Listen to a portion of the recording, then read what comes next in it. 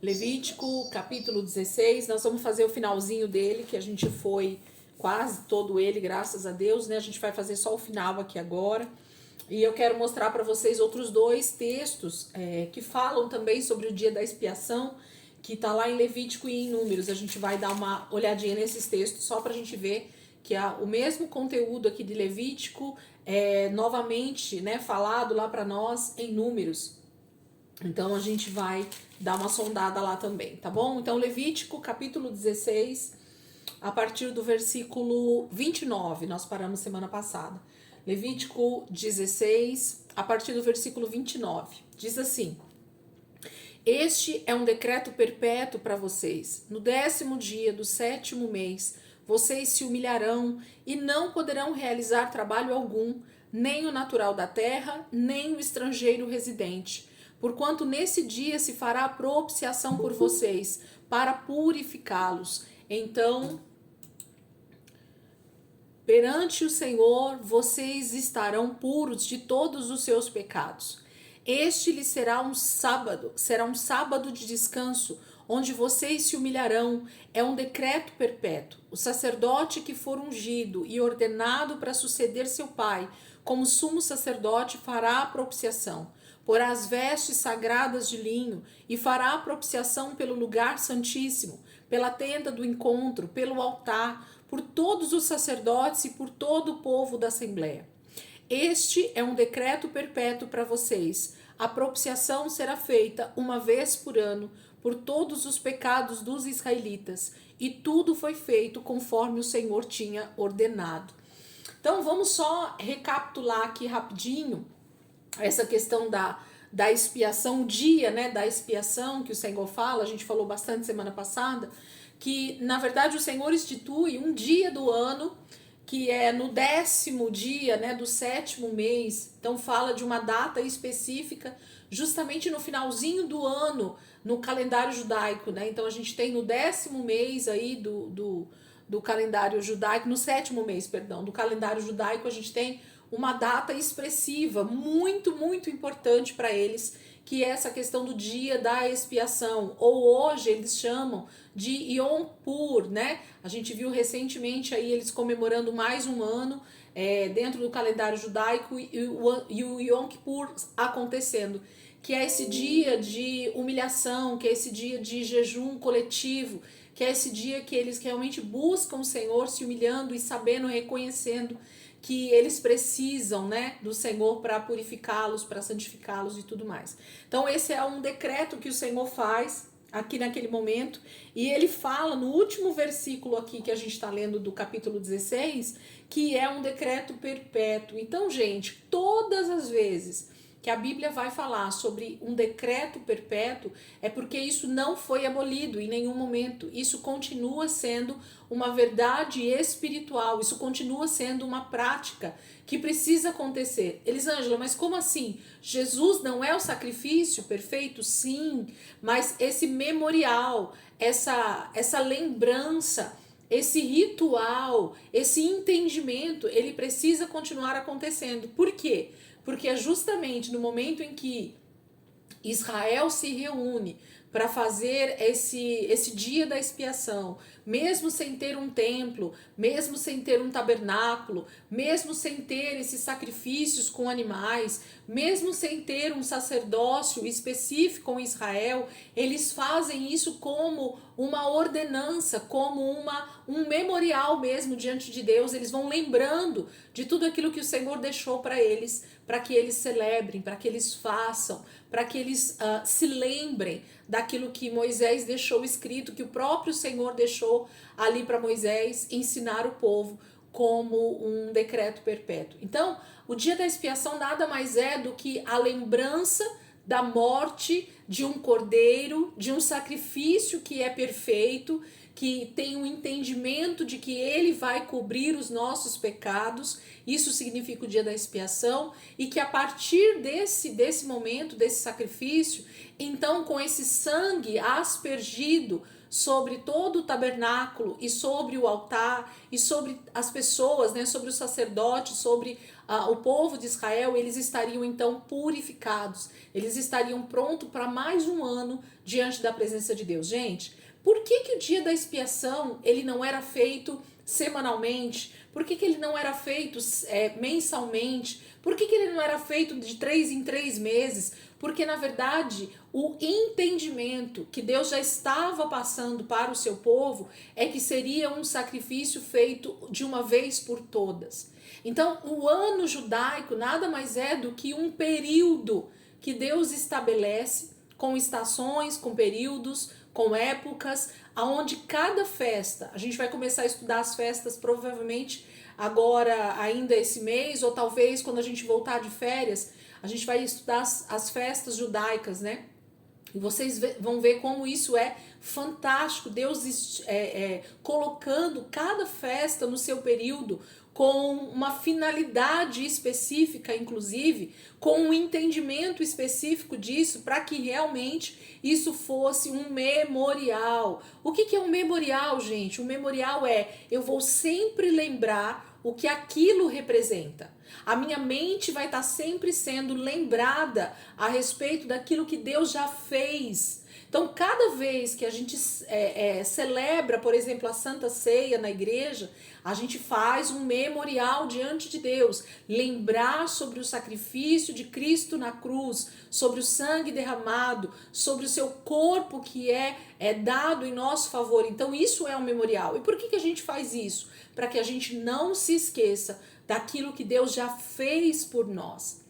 Então, Deus estava estipulando, inclusive, o dia da expiação também para que essa lembrança fosse feita para Israel, de que ele havia liberto o seu povo do Egito, de que ele tinha feito o seu povo passar pelo deserto em segurança, de que Deus tinha dado uma terra que manava leite e mel, de que Deus tinha feito eles entrarem nessa terra prometida com toda a intervenção divina. Foi o Senhor quem deu aquela terra para eles. Não havia mérito em Israel, não havia mérito no exército de Israel. Eles precisavam saber que todas as conquistas, que tudo que eles tinham conquistado, tinha sido o próprio Senhor que tinha dado para eles. Era a mão do Senhor que era poderosa para dar tudo aquilo que eles precisavam. Então, cada vez que Israel celebra até hoje o Yom Kippur ou o dia da expiação, que é a mesma coisa, eles estão trazendo esse memorial, eles estão trazendo essa lembrança para o coração deles.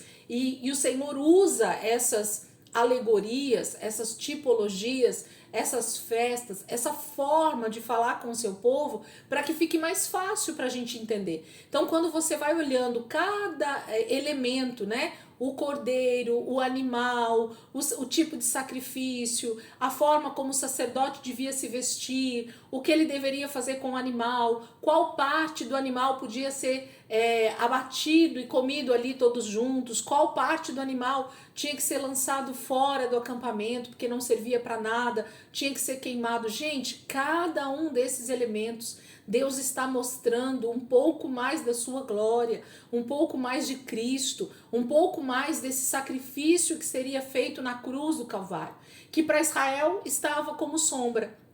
Lembra, Hebreus vai falar que isso era uma sombra de coisas, de bens vindouros, de coisas que ainda viriam. Mas Deus já estava mostrando para o seu povo como é que ele iria fazer isso acontecer, para que de uma vez por todas o sacrifício perfeito fosse feito. A cobertura, né, o Cordeiro de Deus que tira o pecado do mundo. Ele seria então sacrificado, morto, ressurreto, e nós teríamos então o nosso perdão, né, o perdão dos nossos pecados de uma vez por todas. Esse é o verdadeiro sacrifício da expiação. Expiação, lembra, significa também propiciação, que é cobrir o pecado, que é realmente fazer com que o pecado seja coberto e, melhor ainda, que ele seja tirado. O Cordeiro de Deus que tira o pecado do mundo. Então, quando ele vai finalizar aqui o texto, então, a gente voltou, lembrou algumas coisas aí, quando ele vai falar aqui no versículo 29, este é um decreto perpétuo para vocês, Deus vai fazer Israel lembrar todos os anos desse sacrifício. Todos os anos Israel deveria cumprir o dia da expiação. Fazer esse ritual exatamente como ele está descrito nesse texto de Levítico 16. E ele vai dizer então, no 10º dia do 7º mês, vocês se humilharão e não poderão realizar trabalho algum, nem o natural da terra, nem o israelita de verdade, né? Nem o estrangeiro que morasse junto com eles. Então, até hoje, gente, o Yom Kippur lá em Israel, se vocês viram alguma reportagem, algum vídeo, podem até olhar, tá lá no YouTube, por exemplo, a Aline, do Israel com a Aline, ela sempre posta esse dia da expiação, né, ou esse Yom Kippur deles lá, porque as ruas ficam desertas, nenhum israelita, ninguém da cidade lá, da região, sai para trabalhar, ninguém sai para passear, ninguém sai para fazer nada. Eles realmente se recolhem, eles realmente ficam nas suas casas, com as suas famílias, e eles fazem esse dia se tornar esse dia de humilhação, esse dia de olhar para dentro de si e entender que Deus está fazendo eu refletir sobre os meus pecados, sobre o que Cristo fez na cruz. Eles não têm esse entendimento ainda, mas eles sabem que Deus está fazendo algo por eles. E isso é o mais importante. Então eles realmente cumprem esse dia da expiação à risca, porque eles sabem que é necessário eles pararem tudo, porque o Senhor está mandando eles pararem. Eles precisam refletir sobre isso, sobre esse tempo de humilhação, sobre esse tempo de resgate, sobre esse tempo de o sangue daquele animal cobriria o pecado de Israel para que eles não fossem mortos. O salário do pecado é a morte. Se o salário do pecado é a morte, Israel estando em pecado, eles deveriam morrer. Mas esse animal, esse ritual, o dia da expiação era o dia em que eles eram então livres desse pecado, e eles passavam a estar puros novamente diante do Senhor, para ter acesso, para ter comunhão com Deus, para permanecer próximo ali do tabernáculo. Lembra que o tabernáculo representa, né, a própria presença de Deus. Então, quando o tabernáculo, que é o nosso corpo, ele não está puro, ele não está santificado, tem a tendência de haver morte física e morte espiritual, né? Pode haver morte física, inclusive, mas principalmente a morte espiritual. Nós estamos longe de Deus. Então, quanto mais nós desejamos estar próximos de Deus, mais nós devemos nos santificar e nos purificar. É isso que o livro de Levítico está tentando trazer para nós, estava tentando ensinar para a tribo de Levi, para todo Israel. Nós que desejamos estar perto do nosso Criador, nós que desejamos estar perto do Senhor, precisamos entender que o Deus que é santo requer do seu povo santidade. Sede santos, porque eu sou santo. Se vocês são meus filhos, obedeçam a minha palavra. Se vocês realmente querem que eu esteja perto de vocês, obedeçam a minha palavra. Sejam santos, sejam separados para Deus. Então, Deus está falando para eles fazerem um dia específico de total humilhação e rendição. Entendimento mesmo, né? Eles não poderiam nem trabalhar, seria um Shabat diferente, né? Ele vai chamar de sábado dos sábados, o dia do Yom Kippur, o dia da expiação. Ele vai chamar de sábado dos sábados. Então seria o sábado mais importante dentro do calendário judaico. Então seria o sábado dos sábados. E essa passagem é uma das que eu acho bem bacana nesse sentido, porque percebam que a palavra sábado, ou Shabat, né, no original, ela está sendo utilizada num dia que não tem a ver com 7 dias da semana, né? Ele está justamente trazendo toda a representação do que é o Shabat, que é esse dia de lembrar que Deus está trazendo um descanso para nós, que esse descanso é o Cordeiro que vai tirar o nosso pecado, que esse descanso é saber que nós estaremos com o Senhor na eternidade. Então, gente, o entendimento do Shabat precisa ser cada dia maior no nosso coração. A gente precisa entender que o Shabat ou sábado não tem a ver com o calendário que nós usamos. Lembra, expliquei bastante isso para vocês. Não é a segunda, terça, quarta, quinta, sexta, sábado. Não é isso. Deus está falando a respeito de um dia que Israel precisa parar e estar com ele, estar centrada nele, totalmente voltado para ele, entendendo que ele é o nosso sábado. Jesus é o nosso sábado. É isso que nós precisamos entender cada dia mais. Então ele vai dizer no 31, né? Este lhe será um sábado de descanso, quando vocês se humilharão. É um decreto perpétuo, ele vai reafirmando isso, né? O sacerdote que for ungido e ordenado para suceder seu pai como sumo sacerdote, fará a propiciação, porá as vestes sagradas de linho e fará a propiciação pelo lugar santíssimo, né? Pelo santo dos santos, pela tenda do encontro, pelo altar, por todos os sacerdotes e por todo o povo da Assembleia. Este é um decreto perpétuo para vocês.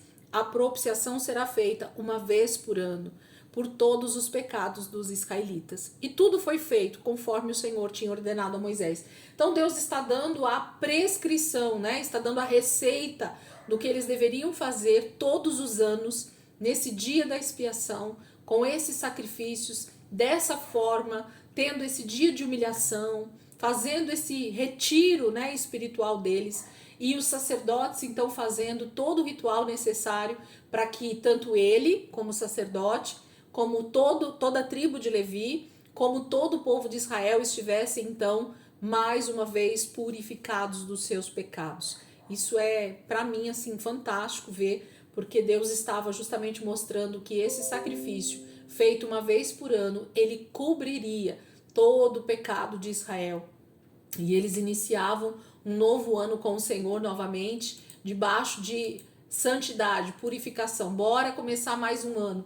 Deus está falando conosco sempre quando a gente lê um texto como esse, que o sacrifício de Cristo nos purifica de todo o pecado e nós iniciamos uma vida com Deus santos e puros. E se nós desejarmos então a eternidade com o Senhor, se nós desejarmos ser salvos de verdade, vivermos eternamente com o Senhor, nós precisamos continuar nos purificando e nos santificando exatamente como no primeiro dia.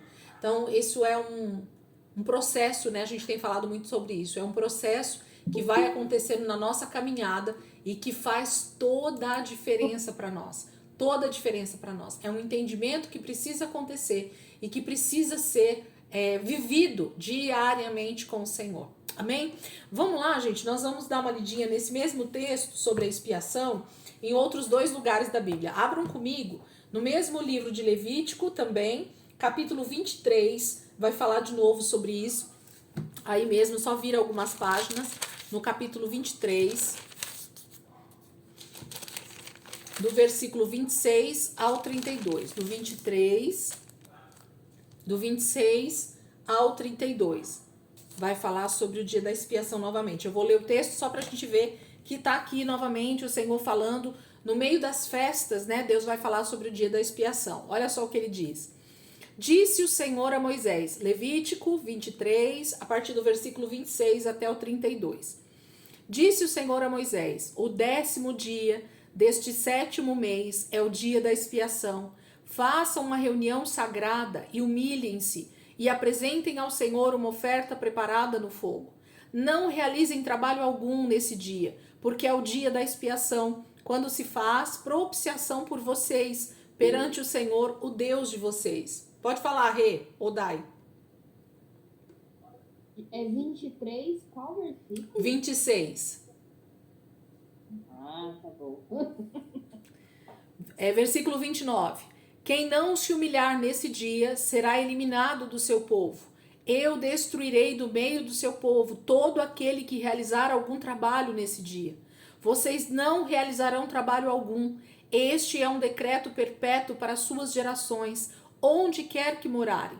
É um sábado de descanso para vocês, no qual vocês se humilharão, desde o entardecer do 9º dia do mês até o entardecer do dia seguinte. Vocês guardarão esse sábado, esse Shabat, né? A gente precisava tirar essa palavra sábado da Bíblia. E precisávamos colocar Shabat, deixar a palavra mesmo no hebraico para talvez tentar tirar um pouco esse entendimento que a gente tem que Deus está falando de um dia da semana. Não, Deus está falando sobre um dia em que eu entendo que eu preciso descansar nele, que eu preciso entender que o sacrifício de uma vez por todas vai ser feito por Cristo, que eu não tenho que fazer nenhum tipo de sacrifício pessoal no sentido de salvação. A salvação, o resgate, o pecado, ele vai ser pago pelo Cristo, pelo Senhor. Não há nenhum tipo de sacrifício que eu e você façamos que nos daria a nossa salvação. Não existe. O Cordeiro sempre vai estar no centro de todas as coisas para ser sacrificado pelos nossos pecados. Então, entender isso é o que Israel precisava fazer e é o que a gente precisa fazer. Não há nada que eu faça para Deus que traz salvação para minha vida. Cristo já fez.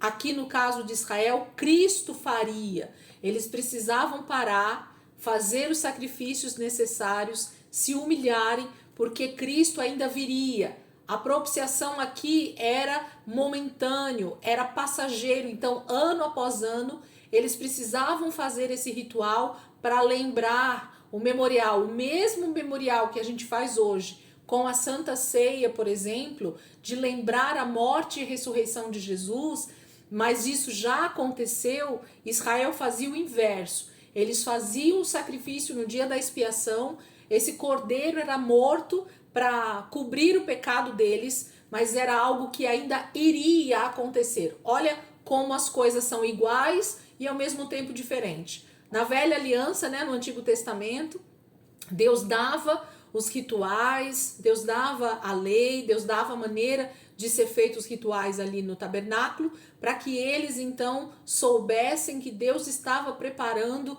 um cordeiro que viria e tiraria todo o pecado do mundo. Para nós hoje, nós celebramos também a ceia, lembrando que Cristo já fez esse sacrifício na cruz por nós. Amém? Então é dessa forma que a expiação é vista, né, dentro da lei, dentro das festas e para os judeus até hoje, inclusive.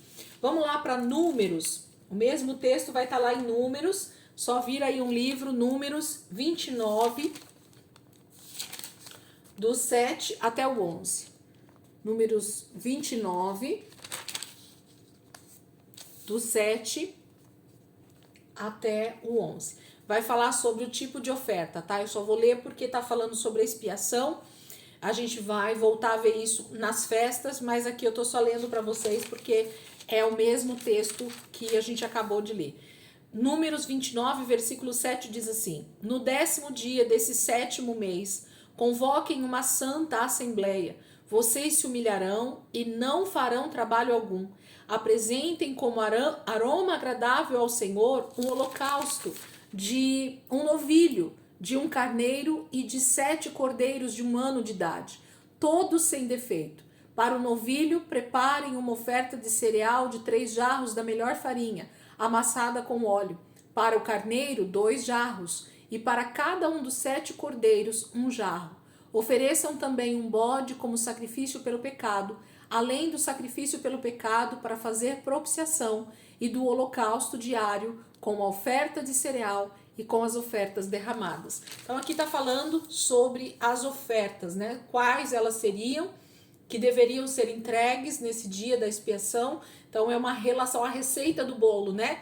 A receita aqui de quais ingredientes Israel deveria usar para celebrar o dia da expiação. Então, quando eles iam fazer esses sacrifícios, eram esses animais, era essa leitura que o sacerdote fazia, era nesse lugar ali da Torá que ele ia para saber exatamente quais eram os sacrifícios que eles tinham que fazer. Amém? Então, vamos voltar um pouquinho agora lá. A gente então terminou o capítulo 16 de Levítico, que é o dia da expiação, que só estava faltando ele. E nós já fizemos todos esses outros capítulos aqui, o 17, o 18, o 19, o 20, e agora nós vamos para o 21 em diante, tá? Então a gente vai fazer hoje, agora a partir do 21. Abram aí comigo, Levítico, capítulo 21. Vamos ver o que o Senhor está falando com Moisés para que o povo continue a entender o que eles vão ter que fazer a partir desse momento que eles estão ali com o tabernáculo pronto, que eles estão no deserto caminhando rumo à terra prometida e eles então estão recebendo de Moisés, ou estão recebendo do Senhor através de Moisés, todos os rituais, todas as festas, tudo que eles devem fazer diariamente, semanalmente, anualmente, né, das festas e tudo que eles precisavam fazer. Então agora aqui, esse é a regulamentação para os sacerdotes. Então tudo que a gente vai começar a ler agora aqui fala de coisas que os sacerdotes precisavam fazer e saber, né? Então é disso que a gente vai falar agora. Quem estava domingo à noite no culto, eu fiz uma mensagem exatamente sobre isso, não sobre esse texto, mas sobre todos nós somos sacerdotes. E eu vou gravar essa mensagem aqui pro meu canal para deixar registrado, porque eu acho importante a gente compreender isso, entender um pouquinho mais sobre isso, porque nós somos todos sacerdotes hoje diante do Senhor. Não existe mais uma tribo simplesmente, mas existe um povo que realmente Deus separou para ser esses sacerdotes, né, diante dele. Então a gente precisa entender isso. Então isso que a gente vai ler agora serve para todos os sacerdotes de Israel, mas então também serve para nós. Então a gente vai ler e compreender um pouquinho mais, tá bom? Levítico 21, vamos ler aí. Eu vou ler um trecho, eu acredito que eu vou até o final do capítulo 21 para a gente entender o contexto, tá bom? Vamos lá? Levítico 21 diz assim: Disse ainda o Senhor a Moisés: Diga o seguinte aos sacerdotes, os filhos de Arão: Um sacerdote não poderá tornar-se impuro por causa de alguém do seu povo que venha a morrer, a não ser por um parente próximo, como mãe ou pai, filho ou filha, irmão ou irmã virgem, dependendo dele, por ainda não ter marido. Por causa dela, poderá tornar-se impuro. Não poderá tornar-se impuro e contaminar-se por causa de parentes por casamento. Os sacerdotes não raparão a cabeça, nem apararão as pontas da barba, nem farão cortes no corpo. Serão santos ao Senhor, ao seu Deus, e não profanarão o nome do seu Deus, pelo fato de apresentarem ao Senhor as ofertas preparadas no fogo, ofertas de alimento do seu Deus, serão santos. Não poderão tomar por mulher uma prostituta, uma moça que tenha perdido a virgindade, ou uma mulher divorciada do seu marido, porque o sacerdote é santo ao seu Deus. Considerem-no santo, porque ele oferece alimento do seu Deus. Considerem-no santo, porque eu, o Senhor, que o santifico, sou santo. Se a filha de um sacerdote se corromper, tornando-se prostituta, desonra seu pai, deverá morrer queimada. O sumo sacerdote, aquele entre seus irmãos, sobre cuja cabeça tiver sido derramado o óleo da unção e que tiver sido consagrado para usar as vestes sacerdotais, não andará descabelado, nem rasgará as roupas em sinal de luto. Não entrará onde houver um cadáver, não se tornará impuro, nem mesmo por causa do seu pai ou da sua mãe. E não deixará o santuário do seu Deus, nem o profanará, porquanto foi consagrado pelo óleo da unção do seu Deus. Eu sou o Senhor. A mulher que ele tomar terá que ser virgem, não poderá ser viúva, nem divorciada, nem moça que perdeu a virgindade, nem prostituta, mas terá que ser uma virgem do seu próprio povo. Assim ele não profanará a sua descendência em meio ao seu povo. Eu sou o Senhor que o santifico. Disse ainda o Senhor a Moisés: Diga a Arão, pelas suas gerações, nenhum dos seus descendentes que tenha algum defeito poderá aproximar-se para trazer ao seu Deus oferta de alimento. Nenhum homem que tenha algum defeito poderá aproximar-se. Ninguém que seja cego ou aleijado, que tenha o rosto defeituoso ou o corpo deformado, ninguém que tenha o pé ou a mão defeituosos, ou que seja corcunda ou anão, ou que tenha qualquer defeito na vista, ou que esteja com feridas purulentas ou com fluxo, ou que tenha testículos defeituosos, nenhum descendente do sacerdote Arão que tenha qualquer defeito poderá aproximar-se para apresentar-se ao Senhor ofertas preparadas no fogo. Tem defeito? Não poderá aproximar-se para trazer ao seu Deus. Poderá comer o alimento santíssimo de seu Deus e também o alimento santo. Contudo, por causa do seu defeito, não se aproximará do véu nem do altar, para que não profane o meu santuário. Eu sou o Senhor que os santifico. Foi isso que Moisés falou a Arão e aos seus filhos e a todos os israelitas. Então vamos entender esse primeiro momento aqui, porque tem mais coisa, mas esse primeiro momento já tem bastante coisa aqui pra gente ver, né? Então vamos ver o que não pode e o que ele deve fazer, né? Então um sacerdote, primeira coisa que a gente precisa entender. Então nós temos o início da família sacerdotal a partir de Arão. Então, quando a gente olha a genealogia dos sacerdotes, a gente precisa começar em Arão, o irmão de Moisés. Então, em Arão e os seus filhos, nós temos o início de uma descendência de sacerdotes. Mas, por exemplo, Arão, ele tinha 4 filhos, não era isso? Nadab e Abiú, depois tinha Eleazar e Itamar.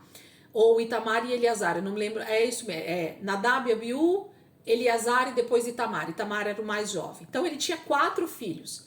Quando o texto fala sobre o que os sacerdotes, no plural, deveriam fazer, ele está falando tanto do pai quanto de todos os filhos homens da família, ok? Então a família de Arão, todos os sacerdotes seriam Arão e todos os seus filhos. Então, por exemplo, se Arão tivesse 10 filhos, todos os sacerdotes seriam considerados todos os filhos de Arão junto com ele. Se Arão tivesse um filho só, então seria só Arão e o seu filho, os sacerdotes. E o sacerdócio sempre iria passar, depois que Arão morresse, para o primogênito, para o mais velho da casa, né? Então, no caso se Nadab e Abiú não tivessem morrido, como a gente viu lá no capítulo 9, se não me engano, depois que Arão morresse, o próximo na sucessão do sacerdócio seria Nadab. E aí é onde o texto vai usar sumo sacerdote. Porque quem é os sacerdotes? Os sacerdotes são todos os homens da casa de Arão, tá? Então, por exemplo, Nadab e Abiú, se eles não tivessem morrido, e os outros 2 filhos de Arão, se cada um tivesse 10 filhos, todos esses homens da casa de Arão são considerados sacerdotes. Mas quem é o sumo sacerdote? Então é aquele homem que é o sucessor do atual sacerdote. Então vamos dar um exemplo para a gente entender do que eu estou falando? Arão era o primeiro sumo sacerdote, e abaixo dele, então, tinha os filhos. Quando Arão morresse, ele passaria essa incumbência para o próximo filho dele, para o descendente mais velho da casa. Como Nadab e Abiú morreram, então Eleazar passa a ser o filho mais velho da casa, né? Então, Arão morreu, Eleazar passa a ser o sumo sacerdote. Mas o irmão dele, Itamar, também continua sendo um sacerdote. Entenderam o que eu falei aqui? Deu para entender? Façam um joinha para mim aí se vocês entenderam. Manda a mãozinha aí na tela. Deixa eu ver se vocês entenderam como é que é a família sacerdotal. Deu para entender aí? Então, quando a palavra fala sacerdotes, sem a palavra sumo na frente, tá falando de todos os homens que vêm da linhagem de Arão, ok? Então, todos os homens que nascem da descendência de Arão, a partir desse momento, são considerados sacerdotes. Quem é o sumo sacerdote naquele momento? Arão era o primeiro. Depois de Arão, passou a ser Eleazar. Depois de Eleazar, provavelmente o filho mais velho de Eleazar. E assim sucessivamente. Depois eu vou mandar aqui no grupo para vocês. Eu tenho um quadro da genealogia de todos os sacerdotes. Até Cristo, se não me engano. É bem legal. Eu vou mandar aqui para vocês entenderem. Então, todas as vezes que a Bíblia fala de sacerdotes no Velho Testamento, está falando de toda a linhagem de Arão, homens. Não importa em que época nasceu e não importa filho de quem seja. É filho descendente de Arão, homem, é considerado sacerdote na Bíblia. Mas quem é o sumo sacerdote? O sumo sacerdote, então, é sempre quando um sumo sacerdote morre, o próximo na sua linhagem, o mais velho ali da casa, daquele homem é que passa a ser o sumo sacerdote e passa então a ser aquele que vai ser responsável, por exemplo, pelo dia da expiação. Somente o sumo sacerdote entrava no Santo dos Santos, lembra? Então era só o sumo sacerdote que tinha acesso ao lugar mais restrito do tabernáculo, que era o Santo dos Santos. Os outros sacerdotes, todos os homens da casa de Arão, tinham o acesso e podiam, e tinham uma escala, né, de trabalho dentro do tabernáculo. Então todos os filhos de Arão, a sua descendência, trabalhavam diretamente no altar de sacrifício, no altar de incenso, fazendo orações, trocavam o óleo do candelabro. Então todos os sacerdotes, os homens da família de Arão, tinham acesso a esse tipo de trabalho no tabernáculo, tá bom? Só o sumo sacerdote é que tinha o trabalho maior, no sentido de os dias especiais dentro do calendário judaico, e o acesso ao Santo dos Santos era somente pelo sumo sacerdote, que estaria no trabalho naquele momento. Então, essas coisinhas pequenas, gente, elas fazem diferença para nós no momento que você está lendo a palavra, quando a passagem, quando o texto está falando que o sumo sacerdote fulano entrou no Santo dos Santos e ofereceu sacrifício. Então a gente tem que saber que esse sumo sacerdote era então aquele que estava no ofício naquele momento. Era ele que tinha ficado no lugar do seu pai, que era o sumo sacerdote anterior. Ele tinha pego essa herança como sumo sacerdote. Mas os outros homens da casa de Arão, da tribo de Levi ali, eram chamados então também de sacerdotes e não de sumos sacerdotes. Todos os outros homens da tribo de Levi que não eram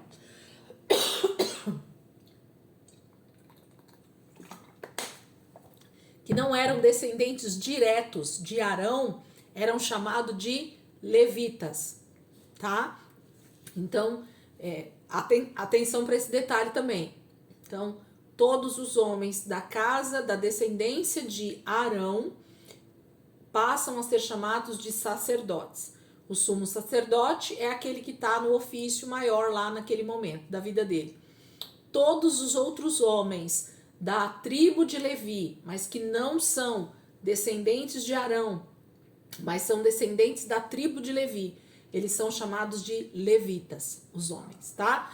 Então, a tribo de Levi era responsável por todos os trabalhos no tabernáculo, mas somente os sacerdotes, os filhos de Arão, é que tinham alguns trabalhos que somente eles poderiam fazer ali no tabernáculo, tá bom? Que era o caso das ofertas, né, dos sacrifícios, de entrar no lugar santo e no Santo dos Santos. Então esse era o trabalho deles. Vamos voltar para o texto aqui então para a gente entender o que a palavra está falando para nós? Vamos lá. Nem apareceu ainda, não acabou nem a primeira hora, né, aqui. Vamos lá. Capítulo 21 diz assim, então. Disse ainda o Senhor a Moisés, diga o seguinte aos sacerdotes. Então todos os homens da casa de Arão, ok? Um sacerdote não poderá tornar-se impuro por causa de alguém do seu povo que venha a morrer, a não ser por um parente próximo, como mãe ou pai, filho ou filha, irmão ou irmã virgem, dependente dele, por ainda não ter morrido. Por causa dela, poderá tornar-se impuro. Não poderá tornar-se impuro e contaminar-se por causa de parentes por casamento. Olha só, gente, o que o texto está falando aqui para nós. A primeira prescrição que Deus faz para todos os homens da família de Arão, aqui são sacerdotes, por isso que eu expliquei para vocês, tá? Não está falando só do sumo sacerdote. Nesse caso dos primeiros versículos, está falando para todos os sacerdotes. Então, todos os homens da casa de Arão, a partir desse momento, eles nunca poderiam se contaminar, se tornar impuros por causa de alguma morte no meio de Israel.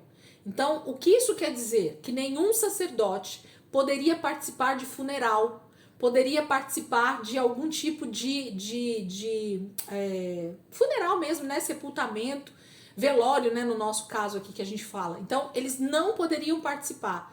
Eles não poderiam ter parte com a morte, nenhum acesso, né, a alguém morto, corpo morto.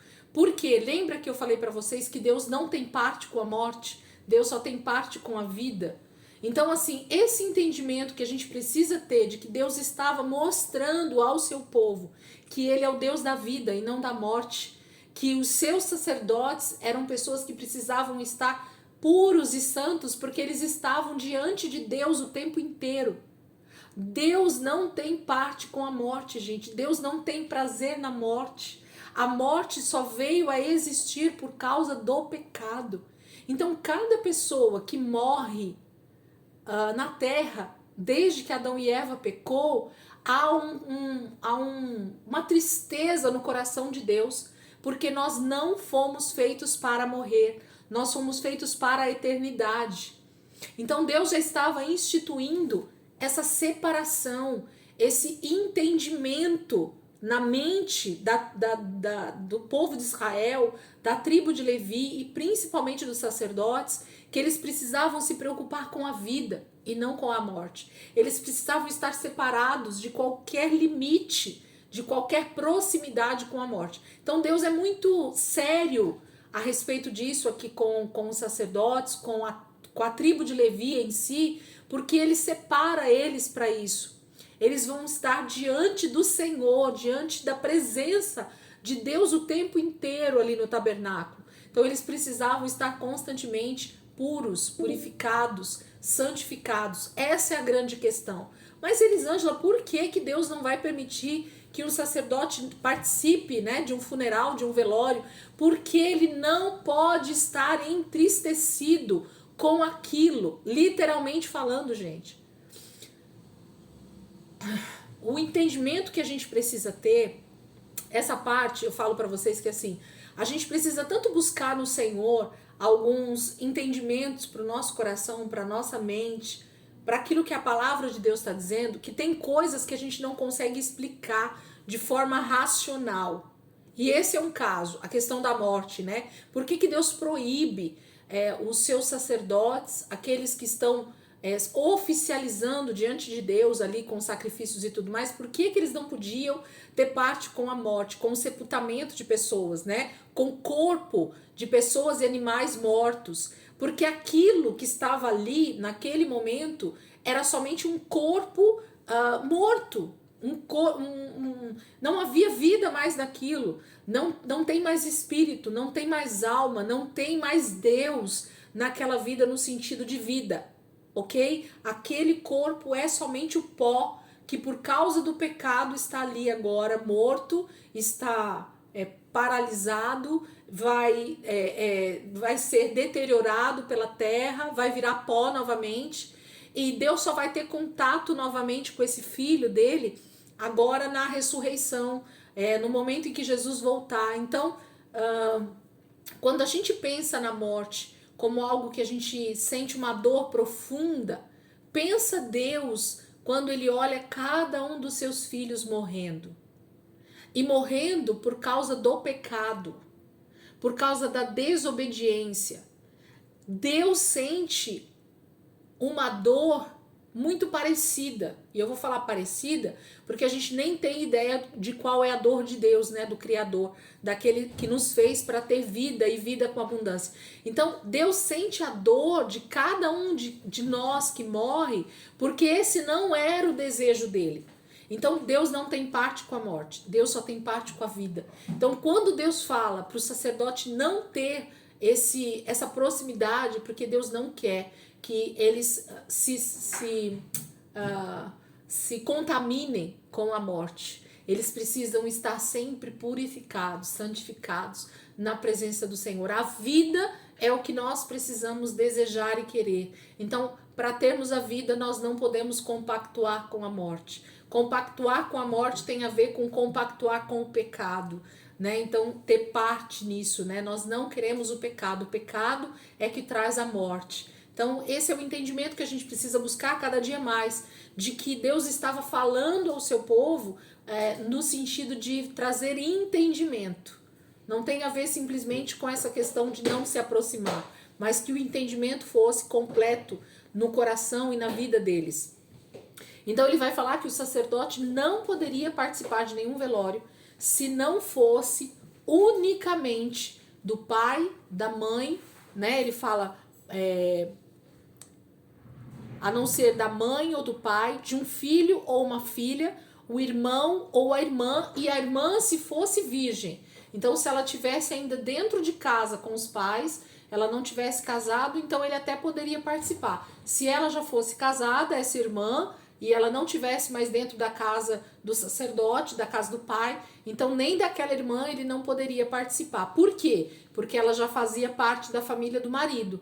Lembra, Israel, toda mulher, quando ela se casa, ela passa a fazer parte da família do marido e não mais da família dos pais biológicos dela. Isso aqui também é algo bem interessante dentro da cultura, né? Dentro do entendimento que Israel tinha a respeito disso, e o próprio Deus fala isso aqui, porque essa é a cultura que eles tinham, o entendimento que eles tinham. A moça casa, ela passa a ser da família do marido e não mais da família dos pais ali, né? Ela já não tem mais parte. Então ele fala, terminantemente, ele não poderia participar. Mas lá embaixo, nós vamos chegar lá e a gente vai ler de novo, ele vai falar que o sumo sacerdote, nem do pai, nem da mãe, nem do filho, nem da filha, de ninguém ele poderia participar de um velório. Então, por exemplo, na época de Arão, lembra que Arão não pôde chorar pela morte de Nadab e Abiú? Então, Arão, como sumo sacerdote, ele não poderia participar de nenhum velório, nenhum, em nenhum momento da vida dele, nem do pai, nem da mãe, nem dos filhos, nem das filhas, de ninguém, nem de um irmão, nem de uma irmã, nada. O sumo sacerdote que estivesse naquele momento como o sumo sacerdote no tabernáculo, ele jamais, durante a sua vida, durante o exercício do sumo sacerdócio dele, ele jamais poderia participar de um velório. Gente, o sumo sacerdote mor que nós conhecemos é Cristo, ok? E por isso que quando Cristo veio ao mundo, ele criou um grande alvoroço no meio dos religiosos, porque Israel sempre teve essas leis da Torá muito forte na tradição deles, porque Deus havia instituído dessa forma. Deus havia dito isso dessa forma, ok? Então, quando Deus institui algo, Israel, o povo de Israel, eles são muito tementes ao Senhor e eles cumprem realmente a lei à risca, porque Deus determinou, porque Deus pediu para que eles fizessem. Essa era a maneira que eles tinham de se tornar puros e santos. Isso é maravilhoso. Obedecer ao que Deus diz é primordial para Israel. E quando Cristo então vem ao mundo e ele quebra algum dessas tradições, quebra alguns desses paradigmas, os religiosos, os fariseus, os saduceus, os mestres da lei, eles ficavam extremamente irritados, porque Jesus, ele tinha atitudes que contrariavam aparentemente essas leis. Por que eu estou dizendo aparentemente? Ok? Porque Jesus era sim o sumo sacerdote, ele vai ser esse que vai ser o intermediador realmente diante de Deus a nosso respeito, ele vai ser esse sacrifício perfeito, ele vai ser o próprio Deus encarnado aqui na terra. Então, Deus encarnado desobedecendo a própria palavra dele, né? Então, era esse o entendimento que os fariseus tinham. Mas, gente, Cristo, a gente precisa entender que Cristo é a ressurreição e a vida. Por isso que Jesus vai falar sobre isso nos evangelhos. Depois, se vocês quiserem pegar algumas passagens que Jesus vai justamente ir contra os religiosos da época, quando eles questionavam Jesus, mas Jesus, por que o senhor tocou em um leproso? Como que o senhor toca? O senhor vai se tornar impuro. Por que o senhor tocou num defunto? No caso do filho da mulher de Naim, né? Então, Jesus, ele vai fazer coisas que um sumo sacerdote, na época da lei, não poderia fazer. Mas por que Cristo pode? Porque ele é Deus. E onde ele toca, não vai haver mais morte, mais vida. Então, o que Cristo estava fazendo era demonstrando que a partir dele nós já não teríamos mais morte. E isso não significa somente morte espiritual, mas morte física também. Jesus demonstrou em alguns momentos a ressurreição de Lázaro, do filho da mulher de Naim. Por quê? Porque ele é a ressurreição e a vida. Então a gente precisa entender isso. Por que que Cristo fazia o que ele fazia? Porque ele não era um homem mortal como eu e você, mas ele era o próprio Deus, mudando a realidade de vida das pessoas. Então, onde havia morte, Jesus trazia vida. Onde havia doença, Jesus tocava e trazia saúde. Onde havia lepra, Jesus vinha e purificava. Então, o toque de Deus na nossa vida traz salvação, restauração, cura, ressurreição, entendem? Então, eu, como ser humano carnal e pecador, infelizmente, para me tornar puro e santo, eu preciso me separar da morte. Eu preciso me separar de qualquer tipo de contaminação. Cristo não. Ele é santo, ele é o próprio Deus. Onde ele toca, ele traz a restauração necessária. Entendido aqui? Essa questão, pode falar. 5 minutos? Vamos fechar então, para não fechar na minha cara aqui. E a gente já volta, tá? Voltem rapidinho.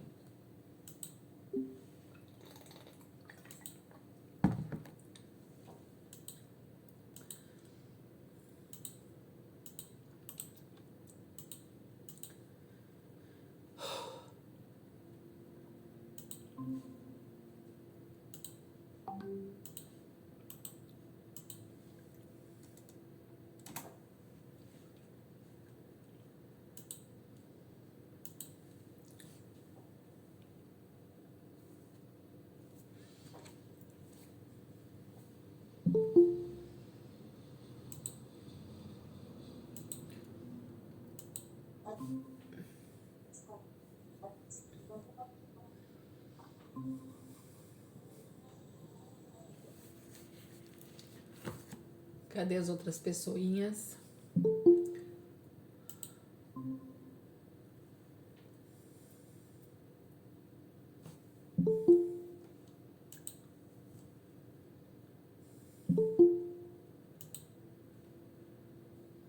Vamos lá.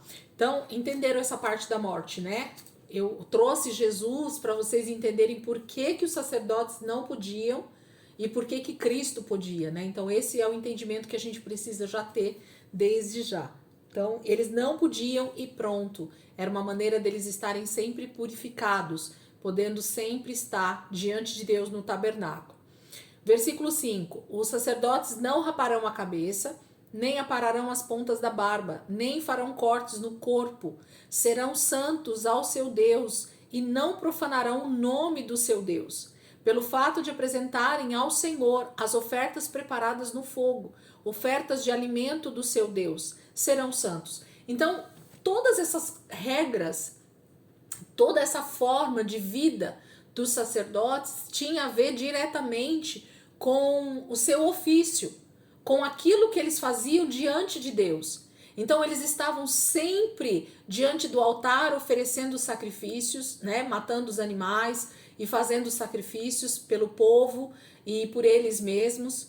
Então eles estavam sempre dentro do lugar santo, no tabernáculo, trocando o óleo, oferecendo incenso, que são as orações, trocando os pães. Então, a vida de um sacerdote era uma vida de extrema entrega, de extremo serviço diante de Deus em favor de Israel, em favor do pecador.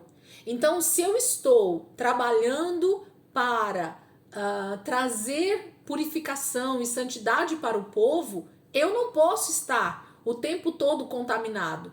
Eu não posso o tempo todo estar em pecado. Imagina se um sacerdote precisasse, cada vez que ele fosse para o altar oferecer um sacrifício, que ele fosse entrar no lugar santo, que ele fosse para o Santo dos Santos, ele tivesse que oferecer um sacrifício pelo seu pecado, porque ele tinha pecado há 10 minutos atrás, como é que ele faria, gente? Entende o que eu estou querendo dizer?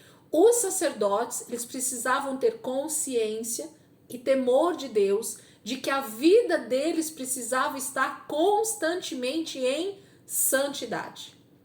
Então não há meio termo para os sacerdotes. Não há a possibilidade deles pecarem e 10 minutos depois eles estarem diante de Deus pedindo perdão. Não funcionava assim. A vida dos sacerdotes precisava ser uma vida de constante santidade e purificação. Eles precisavam estar atentos a cada palavra, a cada atitude, a cada passo que eles davam. Eles tinham que saber que eles estavam diante de Deus o tempo todo. E se eles estivessem em pecado, eles seriam fulminados, como foi o caso de Nadab e Abiú. Então, o entendimento que a gente precisa, gente, olhando para um texto como esse, ouvindo isso que a gente está ouvindo, é no mínimo criar um certo temor no nosso coração de buscar o Senhor e entender que a nossa vida hoje, como sacerdócio real, como sacerdotes diante de Deus, não é diferente dos sacerdotes da velha aliança.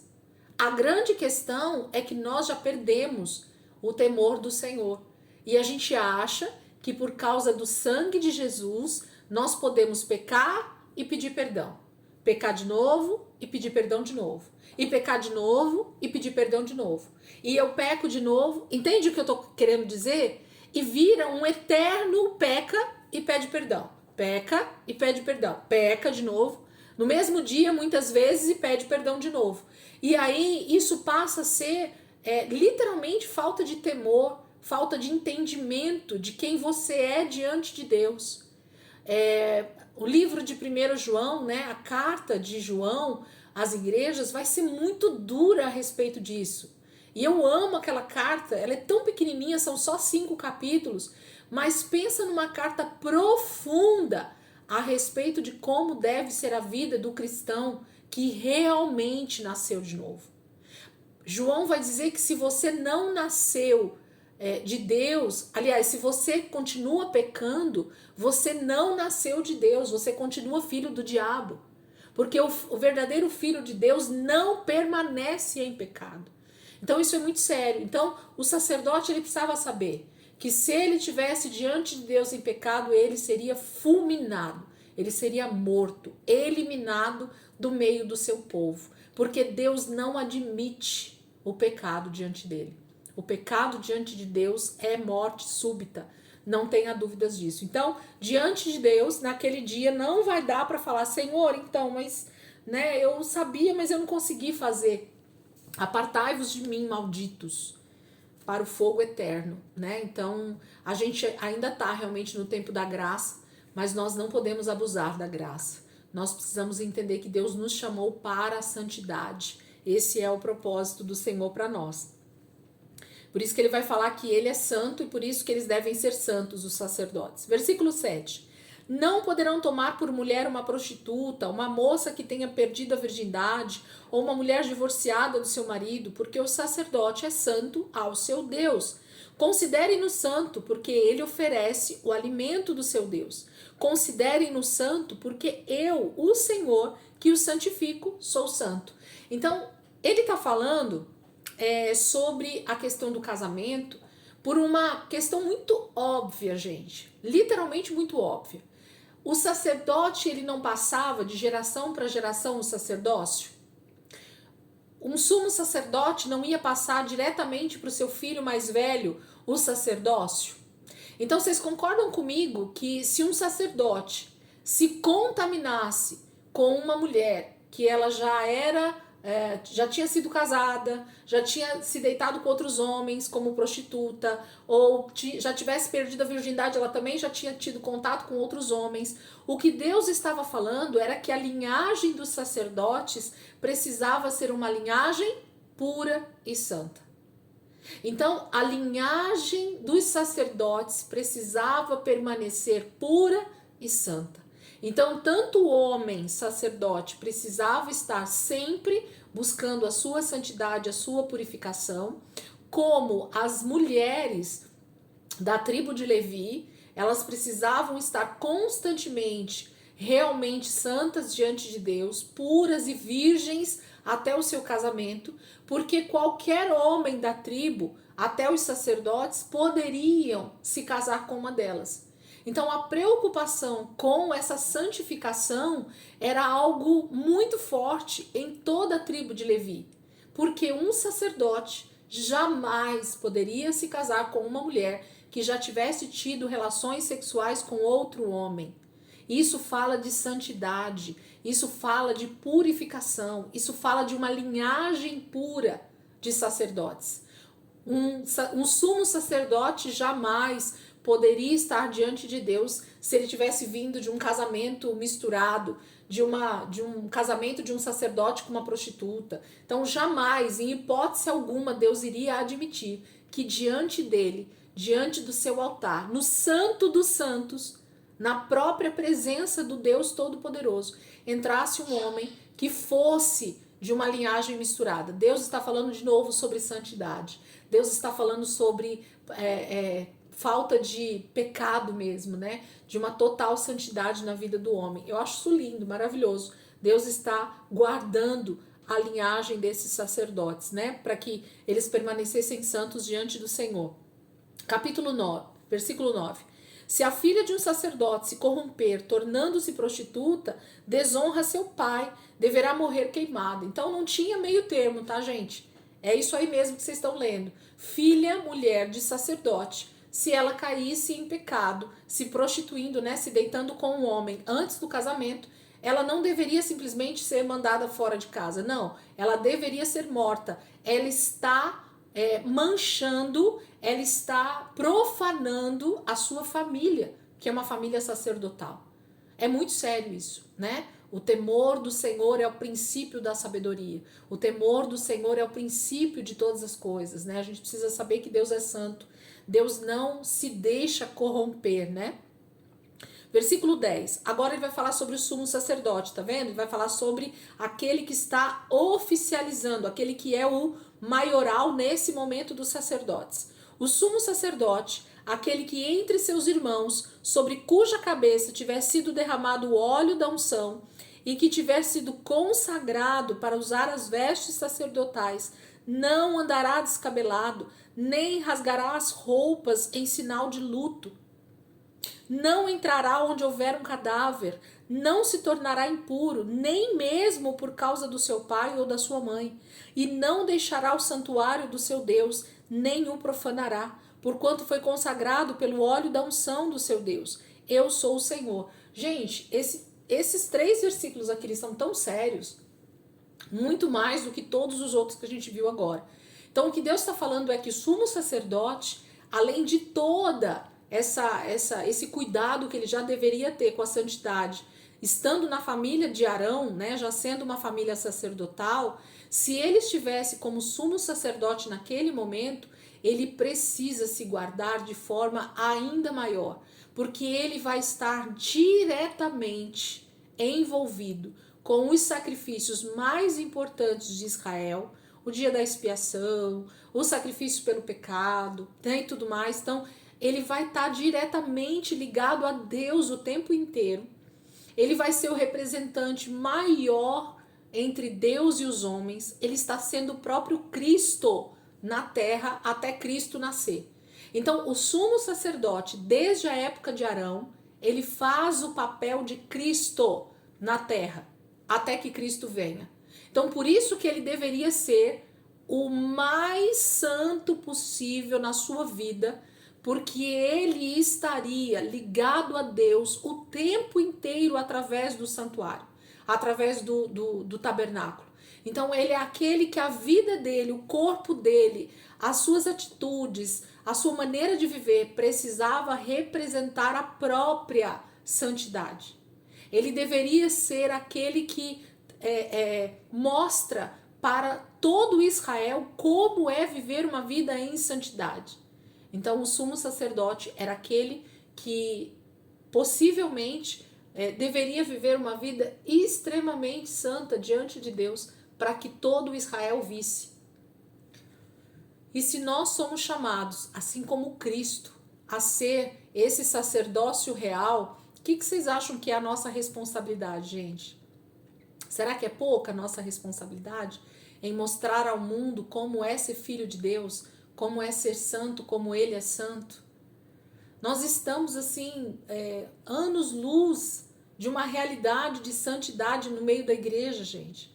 A gente vive uma vida extremamente relaxada no que diz respeito a buscar essa santidade em Deus, a buscar esse entendimento do Senhor, esse relacionamento realmente no Santo dos Santos. Nós precisamos olhar para a palavra e ver que a nossa responsabilidade diante do mundo, diante daquele que realmente precisa ver Cristo em nós, é muito maior do que a gente tem tido, né?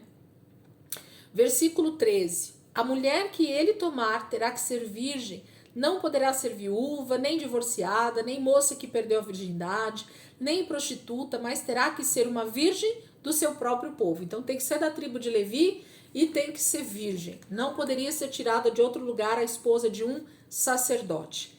Assim ele não profanará a sua descendência em meio ao seu povo.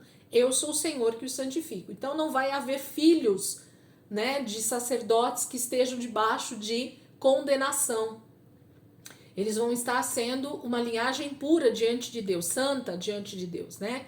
Disse ainda, versículo 16, o Senhor a Moisés, diga Arão, pelas suas gerações, nenhum dos seus descendentes que tenham algum defeito. Agora ele vai falar, nem vou ler de novo, porque o texto vai puxar até o versículo 23, né? Ele vai falar sobre a questão do defeito.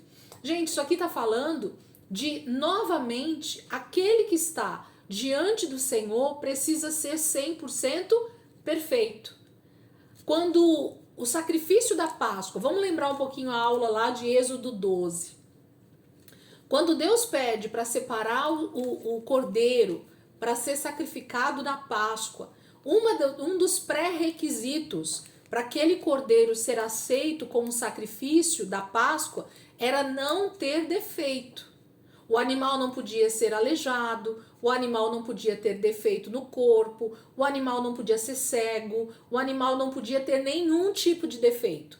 Alguma semelhança com o que Deus está falando aqui a respeito também do sacerdote? Percebe que o que Deus está falando não é que Deus faz acepção de pessoas, gente, não. Deus está falando que o sumo sacerdote é alguém que representa o próprio Cristo até que ele venha. Então o sumo sacerdote era alguém que o povo precisava olhar e ver santidade e ver perfeição realmente nele, para que eles temessem a Deus.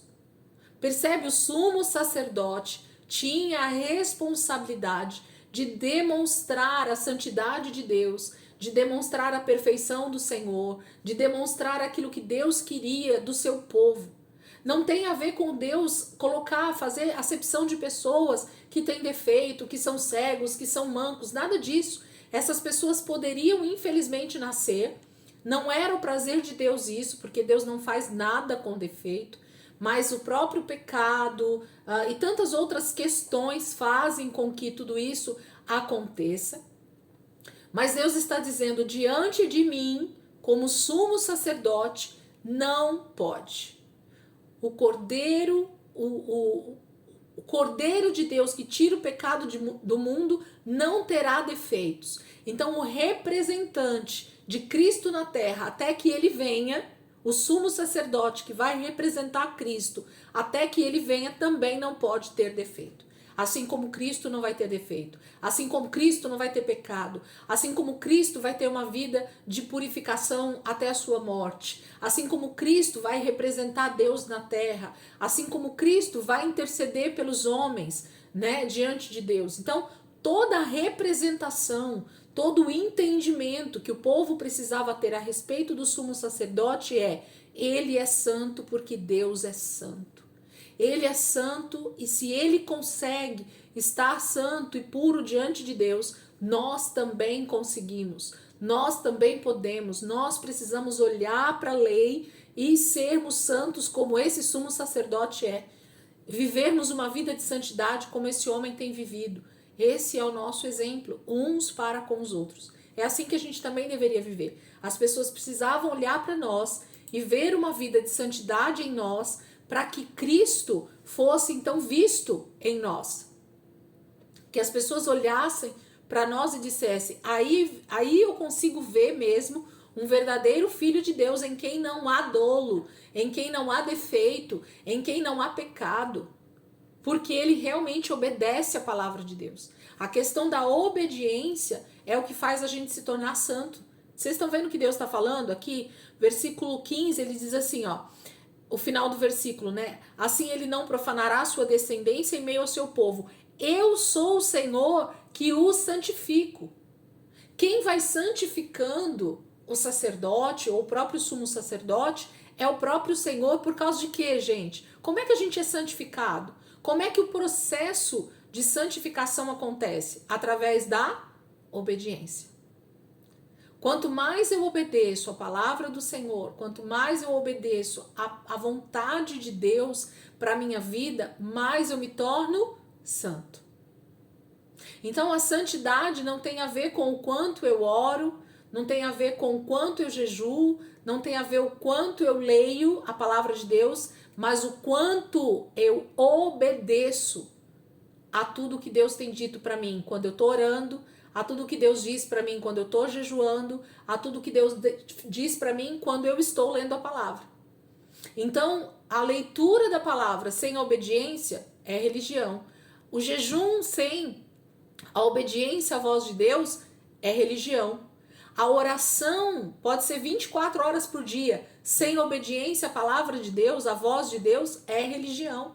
Por isso que a gente vê tantas pessoas extremamente religiosas no contexto mundial e você fala assim, mas gente, como assim? A pessoa passa a semana inteira dentro da igreja, mas você vai ver, é uma pessoa fofoqueira, uma pessoa que deve para todo mundo, é uma pessoa que tem atitudes maldosas no seu dia a dia. O que é isso?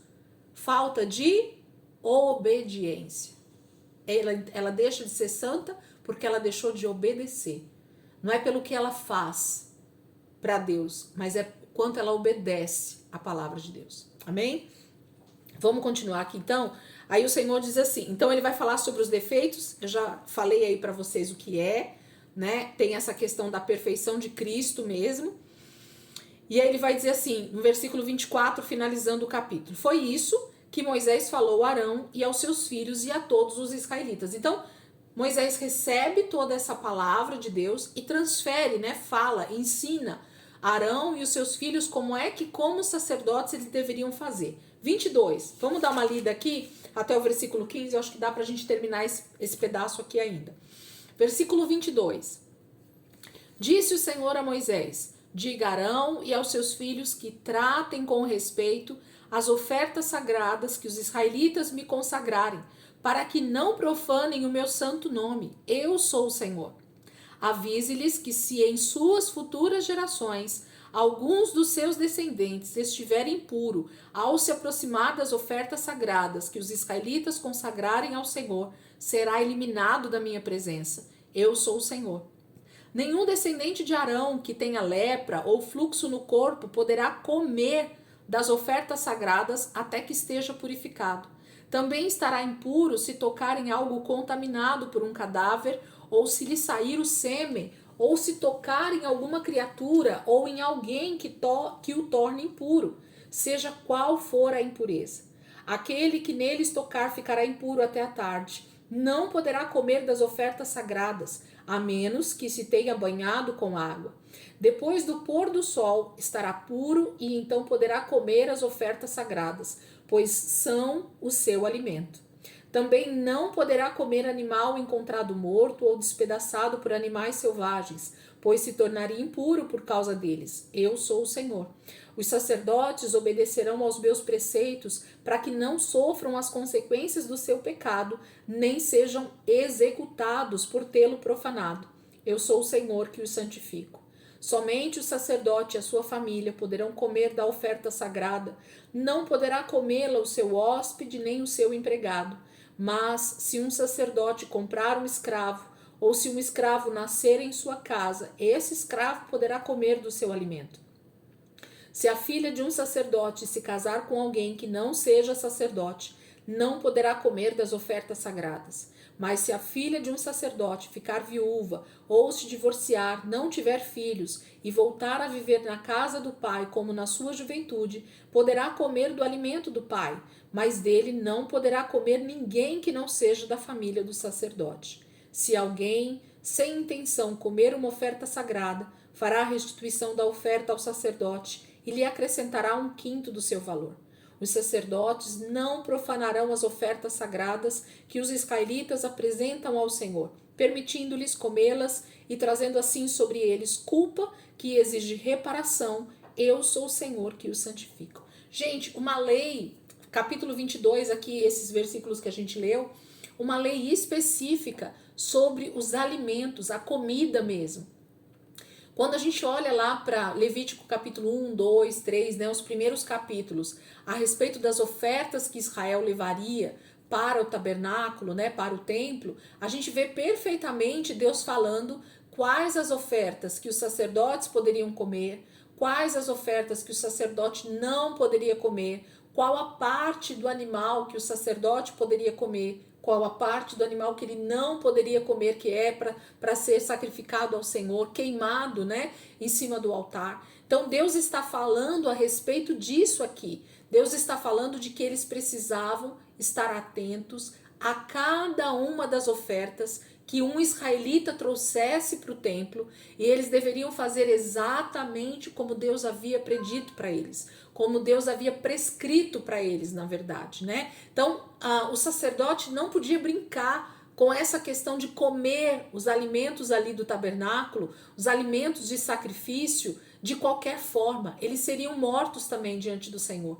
Eles teriam consequências seríssimas nisso. E aí vai falar sobre a questão da família também, né? Ter essa preocupação de realmente só comer se fosse realmente da família do sacerdote. Nenhuma outra pessoa de fora poderia sentar e comer as ofertas do tabernáculo. Então, isso são prescrições que Deus está falando a respeito de o cuidado que eles deveriam ter com as coisas sagradas, com as coisas de Deus, com a comida que seria alimento santo ali no santuário.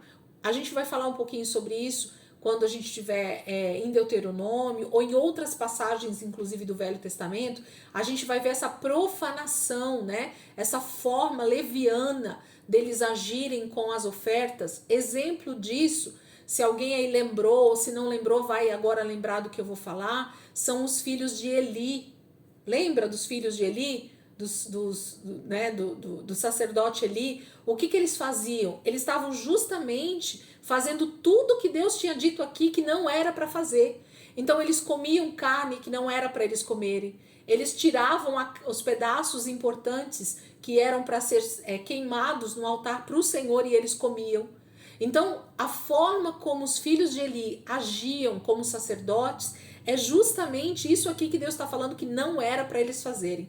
Isso traria consequências do seu pecado. Tanto é que os filhos de Eli vão morrer, justamente porque o Senhor está eliminando a família de Eli do meio do seu povo, por causa da profanação, de achar que as coisas de Deus são de qualquer jeito, de realmente comer a comida de Deus, aquilo que é sagrado, aquilo que é santo, aquilo que estava sendo oferecido no altar do Senhor, como sacrifício santo diante de Deus, de qualquer maneira. Gente, a vida de um homem e de uma mulher de Deus precisa ser de extremo cuidado com as coisas de Deus, em fazer as coisas como devem ser feitas. O que o texto de 1 Coríntios vai falar que a gente lê todos os meses? Examine-se, pois, o homem a si mesmo, e depois coma e beba dessa carne e desse sangue. Porque se você come e bebe indignamente, você come e bebe para sua própria condenação. Você não está discernindo o corpo. Você não está discernindo quem são os seus irmãos. Você não está discernindo quem é a casa de Israel, vamos dizer assim, né? Quem realmente é povo de Deus e quem não é. Quem realmente está santo e quem não está santo. Quem está brincando com as coisas de Deus e quem não está. Gente, é muito sério. Comer as coisas consagradas a Deus é algo que deveria gerar em nós temor a cada mês que a gente vai sentar diante da mesa do Senhor. Porque é muito sério. Por isso que há muito dentre vós que dorme. Essa palavra dorme tem a ver com morte mesmo, né? Então, Deus está falando sobre estar morto espiritualmente e a pessoa ainda está achando que ela está viva ainda, né, diante de Deus. Então, isso é muito sério. Deixa eu ver que horas são. Faltam 3 minutos. Vamos terminar aqui então. Eu vou deixar a partir do versículo 17. Então, semana que vem, a gente vai continuar aqui no capítulo 22. E com certeza a gente vai terminar aqui o capítulo 22. E nós vamos deixar as festas por último. Eu vou pular com vocês lá para o capítulo 26 e 27. Nós vamos deixar as festas, a gente vai falar delas por último, porque eu quero falar uma a uma. Então a gente vai ler os 2 últimos capítulos de Levítico, para nós finalizarmos o livro. E então a gente vai entrar nas festas, se a gente conseguir entrar nas festas ainda esse ano, ou senão a gente para de férias e a gente volta então em janeiro, justamente falando sobre todas as festas de Israel, né? Sobre as festas que Deus instituiu para o seu povo, e a gente vai falar em cada uma delas, amém? Vamos orar então para a gente terminar? A gente volta semana que vem aqui no 22, a partir do versículo 17.